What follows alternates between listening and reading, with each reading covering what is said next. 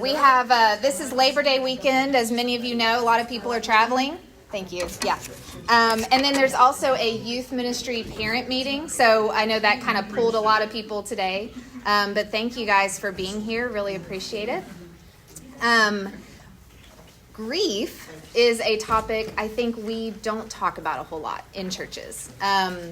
All of kind of the really hard, really what we would maybe consider negative emotions sometimes are hard to talk about, and sometimes there aren't spaces to discuss those things. And so part of the reason for this class is to create a space to normalize some of that and to talk about that, because what we find when we talk about it is that our experiences aren't so unusual after all, that most of the time there are other people who are experiencing what we are or who feel the way that we feel, which helps us to have more self-compassion and less judgment for our own feelings and our own experiences. So that's a little bit of the why behind this class. My own story, if you don't know me, because as it turns out over as the years and months go by, people don't know my story as much. My husband died almost 3 years ago, very unexpectedly. He went to bed and he didn't wake up. And unfortunately, my experience is not super unique. There are a lot of people who have a sudden death experience like that in their family. But at the time, my kids were 10 years old, 5 years old, and 10 months old. And so we kind of have a very unique perspective on not just grief itself, but what it looks like to walk through grief with children.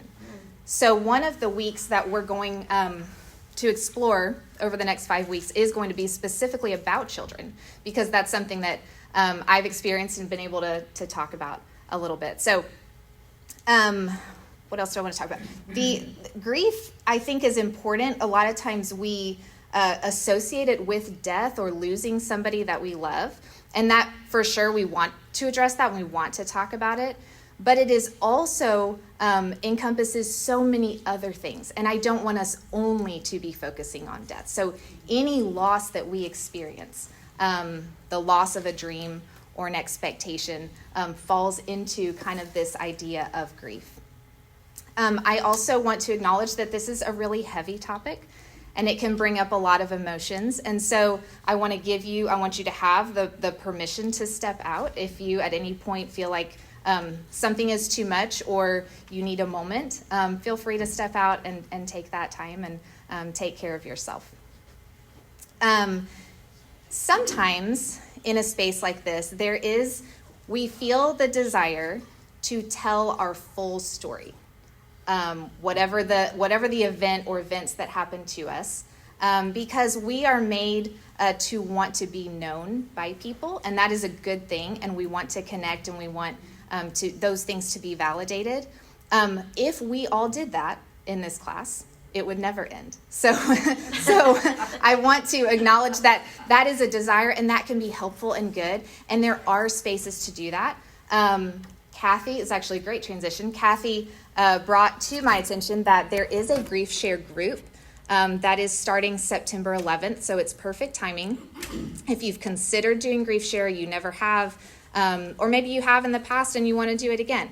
There's a Grief Share group, begins September 11th at 6 p.m., and it is on Zoom, so you don't have to leave your house. You just log on to your computer. It is on Zoom. You can register at griefshare.org or contact Kathy or Ben Backer. So that is a great space to tell those stories. And that is part of what that group is for. Therapy is another great space to tell those stories. We can get you referrals to some really good therapists.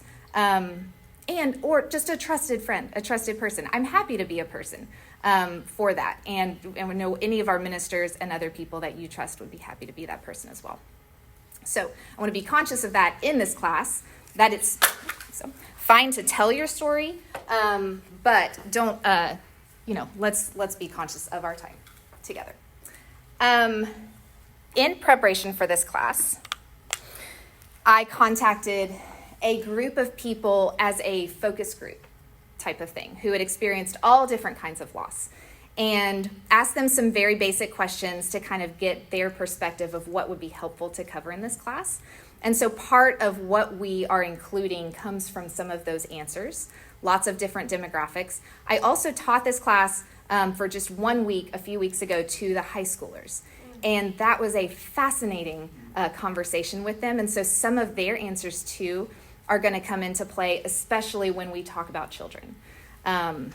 One of their favorite questions was, what do you wish adults knew about teens and grief? So that will be a fun week. Okay, I think that's all my disclaimers. Our tentative schedule for the weeks, which is subject to change based on how our conversation goes. This is week 1. We're doing kind of an intro and overview to the topic and kind of get a basic foundational understanding of what we're going to be talking about. Next week, we're going to focus on coping with grief. What do different coping mechanisms look like? What is helpful? What is not helpful? So if you are here wondering, like, how do I walk alongside somebody else who is grieving? This is a great week to go to. And we will all have that experience if you haven't already. So week 3, we're going to talk about grief and faith, which is such a huge piece. Like, what permissions do we have? What questions can we ask of God during that time? What is a normal experience when it comes to our relationship to faith in a time of grief? Week 4 is going to be our week on children and grief, which I think will be very, very interesting and really fun. And then week 5, we actually have a therapist who is scheduled to be here, possibly 2. We have a partnership with Fuller Life Therapy Center, and this is actually, Bamel is their north location. Don't know if you know that. So Brandon Treat, who is our youth minister, is also a student therapist with them, and so he's one of our therapists here. There is another therapist that meets with people here at Bamel on Wednesdays. Her name is Allison. But Amy Fuller, who owns Fuller Life, is going to be here with us that week, and we're just going to have a conversation with her about grief and about her experiences with clients and what she would maybe recommend for next steps or other resources for you. So I think that's going to be a great wrap-up week for us. So any questions before we dive in? Went through a lot of things really fast. Okay, so I think it would be a good idea for us to get kind of a working definition of what is grief. So if you were to come up with some idea of what is grief, how would you define grief?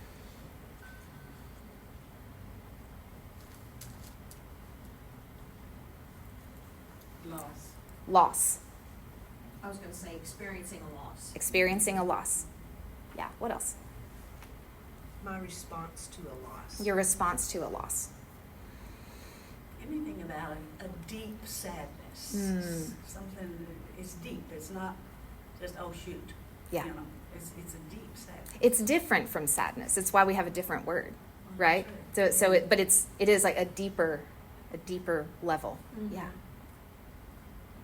Accepting a loss. Accepting a loss. That's good. Yeah. So this is the definition that I landed on, which includes, I think, actually all of these. A response to the loss of someone or something that was important to you. Not just a person, but something. I love this quote. This is by Marissa Renee Lee. She says, "I tend to think about grief as any time you had a reasonable expectation for your future, and that gets taken away." So here's why I like this definition. Because we experience both big griefs and little griefs all of the time. And we tend to think of like, oh, this time in my life, I was going through the grief process. I lost someone I loved. I was dealing with this tragedy.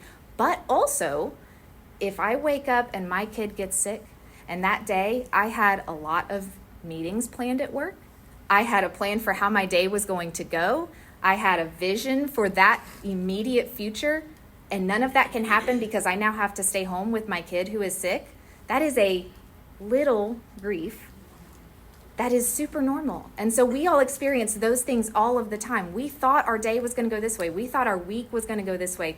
We thought our year was going to look different. At the beginning of the year, on January 1st, we set all these resolutions and we think this is going to be my year. And then in December, we're going, what happened? Because it very rarely looks that way.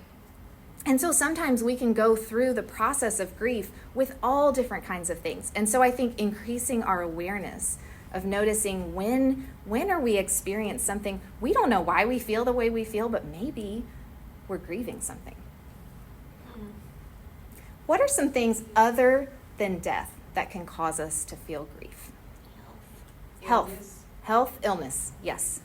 Loss of a job. Loss of a job. Mm-hmm. Financial. Aging. I turned 40 this year. I agree. I don't like it. Yeah, I don't like it. Being disappointed in children. Being disappointed in children. Not wanting to be disappointed. Not wanting to be disappointed. You almost grieving sometimes. Yeah. I don't want to feel this way. Yeah. Loss of a marriage. Loss of a marriage. Yes. It's a big one. Moving. To a new location. Yep. Yeah. So I'll give you the list I came up with. It includes a lot of those. Job loss, diagnosis of illness. This could be you. This could be somebody else in your family. This could be just someone that you love. Divorce or marriage challenges. Any struggles in marriage can cause grief. Financial struggles. Friendship loss or friendships changing. Sometimes they evolve over time and it doesn't look the way that it used to. The loss of a dream.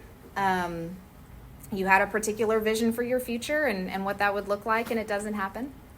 How about church changes? Is there grief under that? I'm so glad that's out there. Yeah. So wise.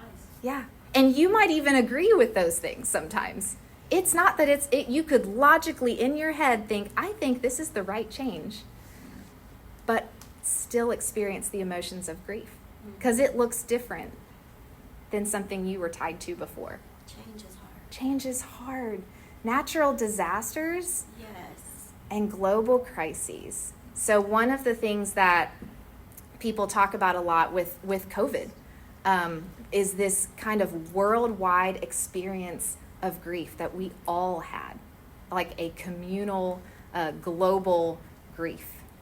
That impacts people and that impacts communities and the way that we interact with each other. And people respond out of grief in ways that they wouldn't respond at other times.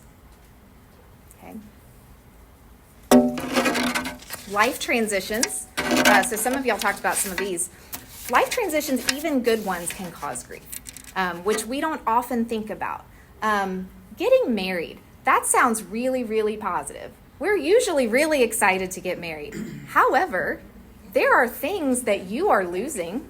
There is independence. There are things you may love about your single life that you are giving up when you get married to another person. And you have to share your life and decisions and home and habits with another person. And there are things that you might miss and you might grieve about the life you had before. It doesn't mean you made the wrong decision, right? Having children. I feel this in a big way. I love my kids. They are the best thing in my life. And that and carries a lot, right? There's things I can't do or that are harder. Most things are harder with children. And it doesn't mean it was the wrong decision to have them, and it doesn't mean I regret having them, but there's a grief process that happens there. And then as a side note, I'm also trained as a birth doula. I don't know if a lot of people know that.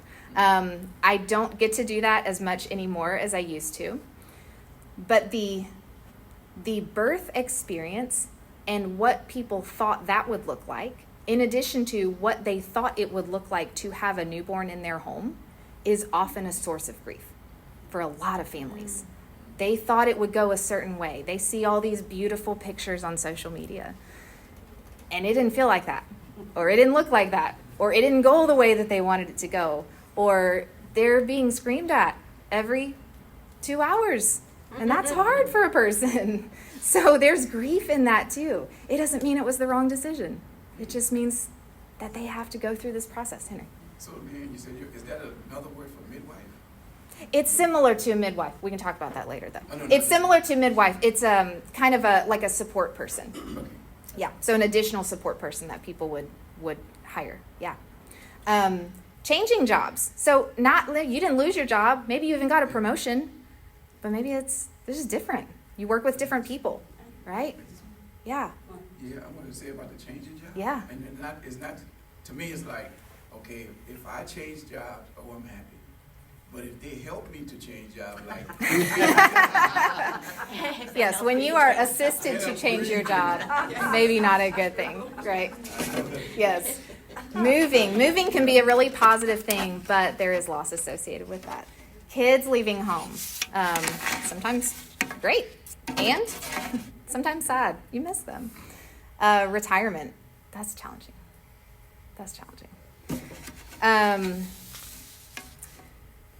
Everyone experiences grief many times in their life, but every experience of grief is different. Even if you have the same loss multiple times, you may experience that in different ways because you're at a different point in your life. You have different circumstances around you. And every loss is different. Every process of grief is different. And so one of the reasons, I will probably say this a lot because I think it's really important. We can so easily judge the way that we feel based on how we think we are supposed to feel or how someone else is navigating a similar loss. And it's so important that we remember that every experience of grief is different.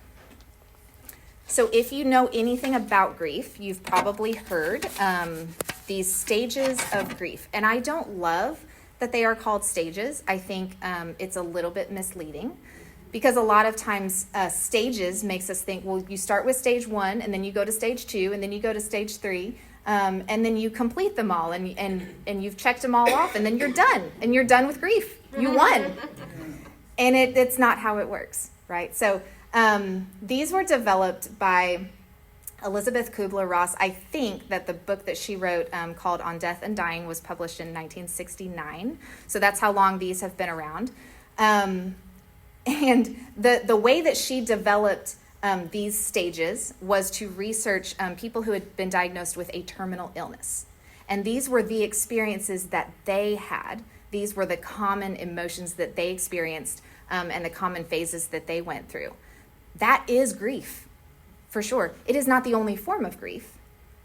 And not everybody in that study experienced all of these things in the same way. So there is a ton of nuance to take into consideration with that. These are not linear stages, meaning you don't go from 1 to 2 to 3 to 4 to 5. You may, but you may not. You may not experience all of them. You may never feel angry, and that's okay. You may never feel depressed, and that's okay. You may go through them multiple times. It may be 2 years later, and you're angry again. Or you're bargaining again. Okay, well, how about, so this didn't work, but how about this? You may experience things that are not on that list. There are so many emotions you might feel, and you might name them in a different way. And it's not a roadmap. It's not, this is how you escape grief. We would love for someone to give us a roadmap on how to escape grief. And sadly, that is not what this class is going to be about either. It is going to be coping and living with and navigating grief for ourselves and others. I want you to hear what Elizabeth Kubler-Ross and David Kessler, who studied with her, said about this. The stages have evolved since their introduction, and they have been very misunderstood over the last few decades. They were never meant to help tuck messy emotions into neat packages. They are responses to loss that many people have, but there is not a typical response to loss, as there is no typical loss. One of the things that I heard David Kessler on a podcast say, the biggest loss is your loss, whatever that is. And it can be so easy to compare your experience or the thing that you are grieving with the thing that somebody else is grieving. Sometimes you think, well, the thing I'm grieving isn't as important because that person lost someone, someone died, and I'm just grieving this temporary thing or whatever. It is so easy to compare. But that's not helpful in acknowledging how we really feel and being honest with our emotions. So if you we did a class on emotions a while back. This was overwhelming, I know. But one of the things, and if you've been in therapy before and they've talked about this is a feelings wheel. So this is often used by therapists and in therapy to help identify emotions. It's a lot of feelings. It is a lot of feelings. Did you know you had this many feelings? So you could have this many feelings. So it can be used a lot of different ways.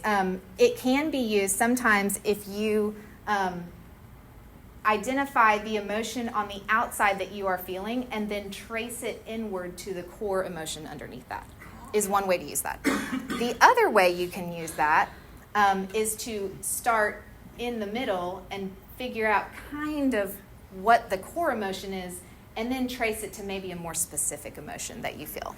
So depending on, different people are different in what's helpful for you, but this is the way it is often used to help people identify emotions. When I started therapy, I could not tell my therapist how I felt. She said, well, how are you feeling today? I was like, I don't know. I don't understand the question. I had a very hard time identifying my own feelings. And so in reality, you might feel any of these emotions, and it is completely normal. You might not say, I feel depressed, but you might say, I feel guilty. Or I feel really affectionate right now. I really want to tend to other people. I feel really loved. I feel really frustrated. I have this sense of dread because I don't know what's going to happen to these other people that I love. So there's all kinds of emotions that you could feel, and it is not limited to those 5 stages. Okay.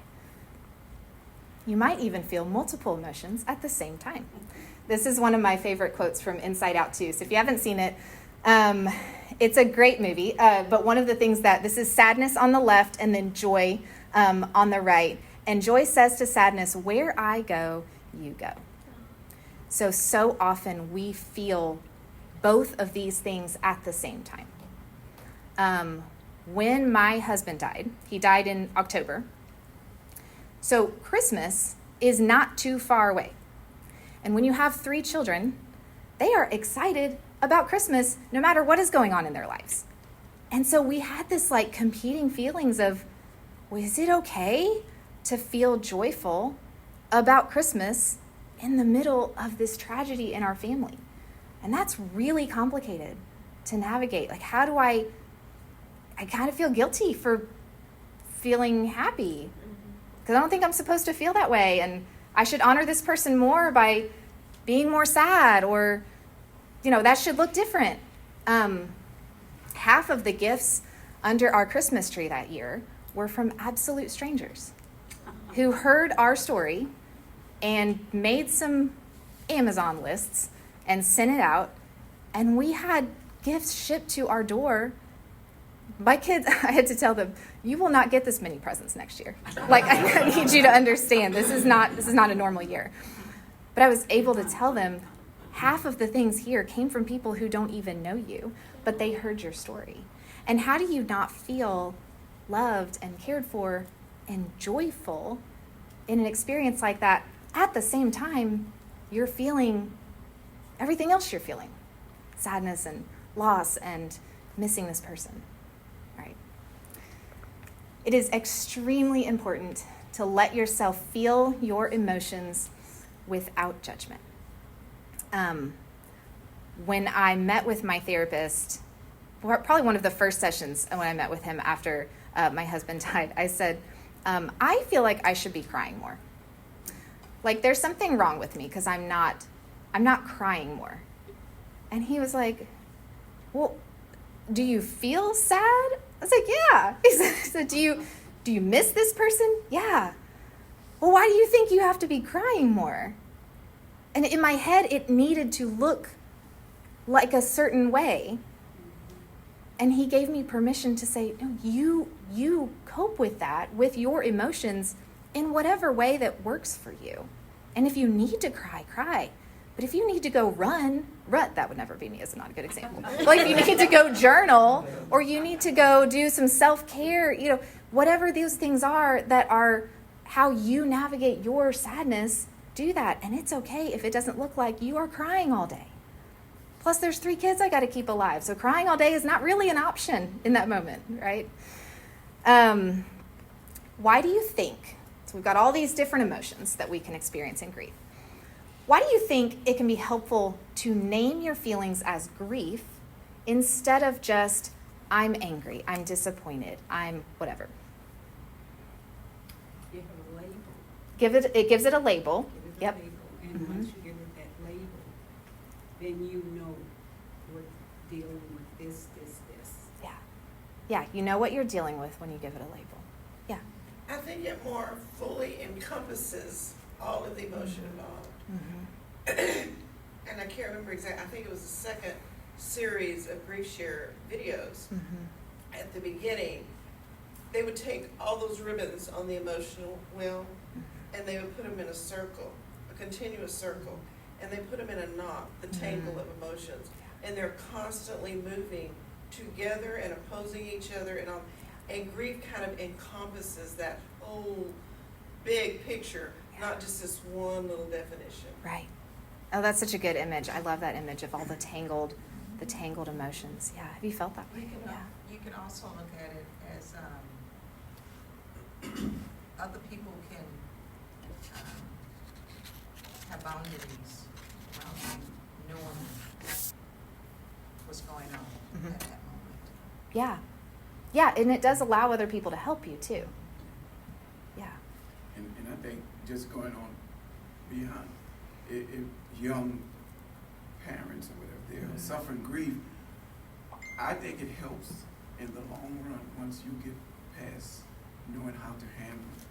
The worst thing you can do is the mourning portion is when you have your children, whoever, or siblings come to you and looking for answers, and you have nothing to give. That's You hard. can't Yeah. say, you say the wrong thing. Mhm. Just suck it up and be a man.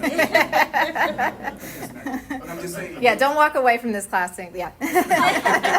Don't tell Yeah, don't tell people that. But I think it helps to help our growth process. Yeah. Because it seems as though we as parents have all the answers to all of the problems. Yeah. I'm just being facetious because that's what the kids come to, and they say, Yeah. you have all the answers. Yeah. Whether they're kids, grandkids, great-grands, and many of them, nieces, nephews. Yeah. So when I meet with people as a spiritual director, this has happened actually a lot recently. So I'm a spiritual director, which is somebody who just kind of meets with people usually once a month, and we talk about their faith, and we talk about their questions, and we talk about where they're at with God. And it has been fascinating, especially recently. The majority of people that I have met with, we will talk about, they'll say, this is going on in my life, this is how I feel, and they talk about it for a long time. And when I have said, it sounds like you are experiencing grief, and to watch their face shift immediately, because that resonates. And there's something really powerful about being able to name something as grief and not just, oh, I'm so angry at these people, and that part's important, but it's really important to understand that underneath that is some loss that you're grieving a lot of times in those situations. Naming our feelings as grief can help us understand why we feel what we feel and help us have self-compassion.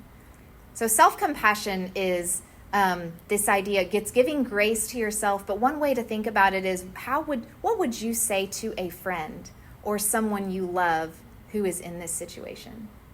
So much of the time we are harder on ourselves than we would be on somebody else. And whatever you would say to your friend, try saying that to you. Because we hold ourselves to these such high standards and we can be so self-critical. But what does it look like when we're kind to ourselves? Because in grief, it is really, really important to be gentle with yourself, to not beat yourself up, to not be judging the emotions that you're feeling. So self-compassion can be huge, and that's one of the reasons why naming it as grief can be so helpful, because it allows you to work through it in the way that you need to. I love what this person, can't read her full name, Claire Bidwell Smith. So she wrote a book called Conscious Grieving, which has been one of my favorite books that I've read. And we'll talk about resources and stuff later. But she says, when we surrender and embrace the fact that we are grieving, only then are we able to work through our loss consciously. If we try to control and suppress our grief, then we carry all that resistance around with us into every facet of our lives. We resist joy and pleasure as well as grace and growth. It's kind of, I don't know if you've heard this quote by Brene Brown, and she talks about she's talking about numbing out, to doing things to kind of try to numb the pain. And she says, but when you numb the pain, you also numb the joy. You can't just selectively numb things. It numbs everything. And so when we don't, I think it's really similar. When we don't acknowledge, when we suppress our grief, we're also suppressing our ability to grow through that and to experience the process and the healing that we actually need to go through. So acknowledging it, recognizing it is so important in our lives. Leigh Ann, Yes, ma'am. and it also resurfaces. And it It can is resurface, never yes. suppressed for long. Mm-hmm. Yeah, it won't go away. Eventually, it will make you deal with it. I remember you speaking on Good Friday. Mhm. It really stuck with me. Thank you. Because one of your major premises was, don't miss grief. Yeah. Don't miss out on the grief. Yeah. Saturday, the Easter weekend, Saturday matters, right? Like that day of sitting with the grief and sitting in the grief and allowing the process to work is important. So I'm passing around. This is, and if you have a Bible and you'd rather read this, you can do that too. This is the story of Lazarus' death in John 11. John chapter 11, verses 1 through 37. And this is the New Living Translation. So I'm going to read this. And here's what I want you to pay attention to. Where do you see grief showing up? And what does it look like? Okay, so that's the lens that we're reading this through. A man named Lazarus was sick. He lived in Bethany with his sisters, Mary and Martha. This is the Mary who later poured the expensive perfume on the Lord's feet and wiped them with her hair. Her brother Lazarus was sick, so the two sisters sent a message to Jesus telling him, "Lord, your dear friend is very sick." But when Jesus heard about it, he said, "Lazarus' sickness will not end in death. No, it happened for the glory of God, so that the Son of God will receive glory from this." So although Jesus loved Martha, Mary, and Lazarus, he stayed where he was for the next 2 days. Finally, he said to his disciples, "Let's go back to Judea." But his disciples objected. "Rabbi," they said, "only a few days ago, the people in Judea were trying to stone you. Are you going there again?" And Jesus replied, "There are 12 hours of daylight every day. During the day, people can walk safely. They can see because they have the light of this world. But at night, there is danger of stumbling because they have no light." Then he said, "Our friend Lazarus has fallen asleep, but now I will go and wake him up." The disciples said, "Lord, if he is sleeping, he will soon get better." They thought Jesus meant Lazarus was simply sleeping, but Jesus meant Lazarus had died. So he told them plainly, "Lazarus is dead. And for your sakes, I'm glad I wasn't there, for now you will really believe. Come, let's go see him." Thomas, nicknamed the twin, said to his fellow disciples, "Let's go too and die with Jesus." When Jesus arrived at Bethany, he was told that Lazarus had already been in his grave for 4 days. Bethany was only a few miles down the road from Jerusalem, and many of the people had come to console Martha and Mary in their loss. When Martha got word that Jesus was coming, she went to meet him, but Mary stayed in the house. Martha said to Jesus, "Lord, if only you had been here, my brother would not have died. But even now I know that God will give you whatever you ask." Jesus told her, "Your brother will rise again." "Yes," Martha said, "he will rise when everyone else rises at the last day." Jesus told her, "I am the resurrection and the life. Anyone who believes in me will live even after dying. Everyone who lives in me and believes in me will never, ever die. Do you believe this, Martha?" "Yes, Lord," she told him. "I have always believed you are the Messiah, the Son of God, the one who has come into the world from God." Then she returned to Mary. She called Mary aside from the mourners and told her, "The teacher is here and wants to see you." So Mary immediately went to him. Jesus had stayed outside the village at the place where Martha met him. When the people who were at the house consoling Mary saw her leave so hastily, they assumed she was going to Lazarus' grave to weep. So they followed her there. When Mary arrived and saw Jesus, she fell at his feet and said, "Lord, if only you had been here, my brother would not have died." When Jesus saw her weeping and saw the other people wailing with her, a deep anger welled up within him, and he was deeply troubled. "Where have you put him?" he asked them. They told him, "Lord, come and see." Then Jesus wept. The people who were standing nearby said, "See how much he loved him." But some said, "This man healed a blind man. Couldn't he have kept Lazarus from dying?" What stands out to you from that passage in regard to grief? Where did you see that show up? I had never noticed that phrase, the deep anger. Yeah. Well done. Mm-hmm. Yeah, that's why I picked the New Living Translation. Talking about the deep anger, I think that is so interesting.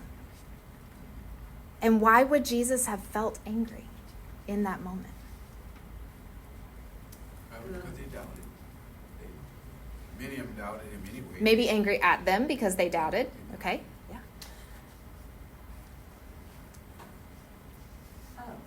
It seemed like there was a large focus on that he shouldn't have died. Like, that's the only positive is if you had been here, he would not have died. Mm-hmm. And we reject death so much, Yeah. physical death. We just assume it shouldn't have happened. Yeah. So Jesus got mad that death claimed another one. Jesus got mad that death claimed another one. That's it. Similar to what you were thinking. Because Yeah. God grieves sin. Mm-hmm. And in a sense, Jesus was grieving the sin that came into this world that made this even something that was going to happen. That's Good kind answer. of what I see. Yeah. Kind of what it is. Yeah. Love, Love. okay. because Mary and Martha loved Lazarus, Mm-hmm.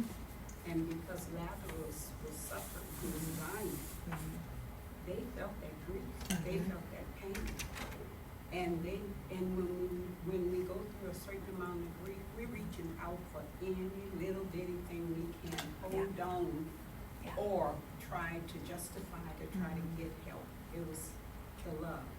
Yeah. And Jesus cried too because of that. Yeah.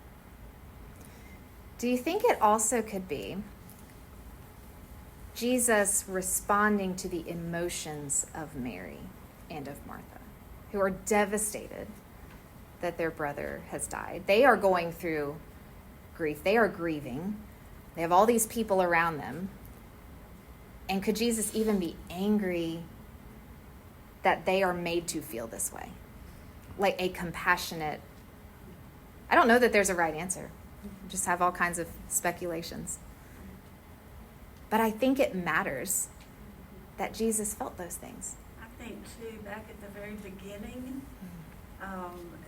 it reminds me of how much we need community and we need each other, because they sent word to Jesus. They loved him. Yeah. And that need to have people around you that you know care about you. Yeah. You know, I see that for us Yeah. as well.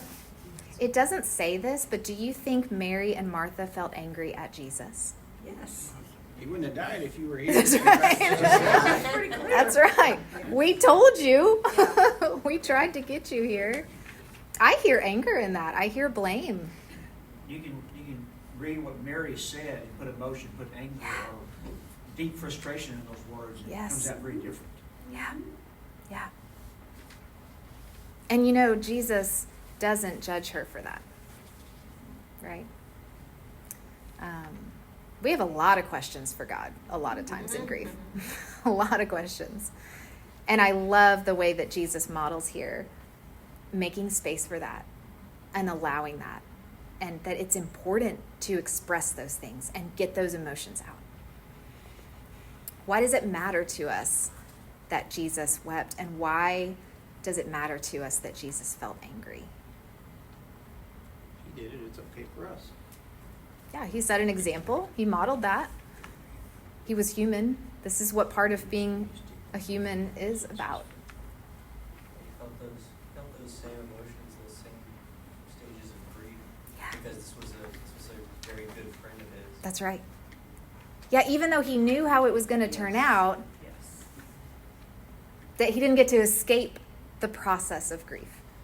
Those stages and those emotions, he still experienced those, even though he knew, which is similar to, we may believe, I believe in heaven. I believe in an afterlife. I know I'm going to see, but that doesn't mean I don't feel those things now and have permission to feel those things now. Yeah. So I'm going to skip those. This is one of my favorite verses in this whole passage, and this is a thing we'll dive more into this in the Faith Week. But I feel like I have said something like this to God: "You are all powerful. Why could you not have stopped this? This man healed a blind man. Couldn't he have kept Lazarus from dying?" And I think the way that some of the people said that in that passage is more accusatory, but I imagine saying that from a place of deep grief is really, really meaningful. Mm-hmm. God, I believe that you're powerful. I believe that you love me.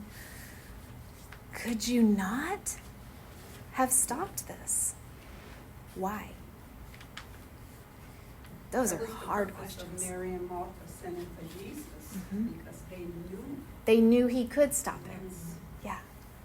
And that plays into, we'll talk about this that week too, but that plays into kind of this idea that it's almost impossible for us to get away from. If I do everything right, if I follow the rules, if I do what God asked me to, it will turn out well. I will be successful. My life will go a certain way, and God will bless me.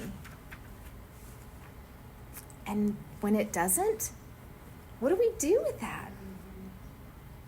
And so part of grief is not just we're grieving the loss we've experienced, but sometimes it's the loss of how we expected things to go when we did these things the right way. And it's almost a loss of our perspective, our worldview, the way we see, the way that the world is supposed to work, the rules. Sometimes they don't work that way. And we have to grieve that too. Our expectation that things will go right if we do the right things. So why do you think grief is not talked about more? Because it's so common. We have all these experiences, and it's such a deep emotion. Why do we not talk about it more?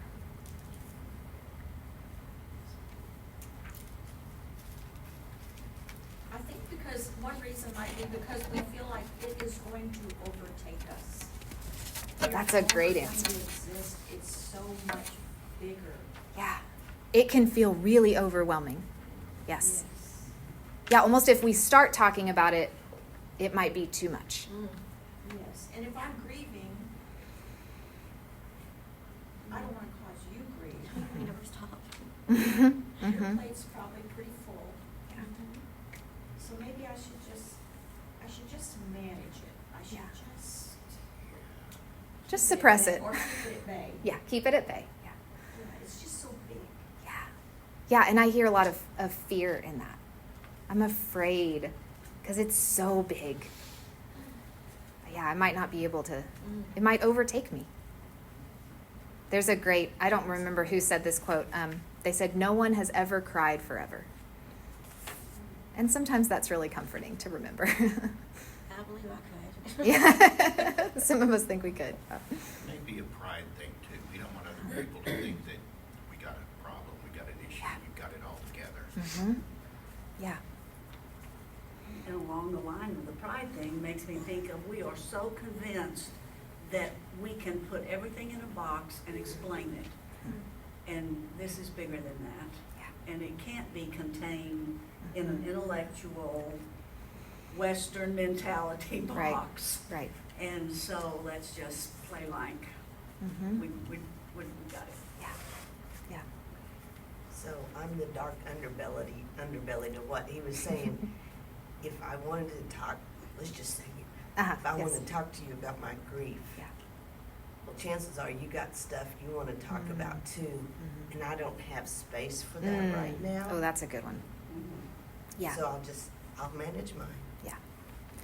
Yeah, so in a lot of relationships, some of the way that we navigate relationships, one of the pieces of that, and this is all subconscious, is that we feel like they need to be reciprocal.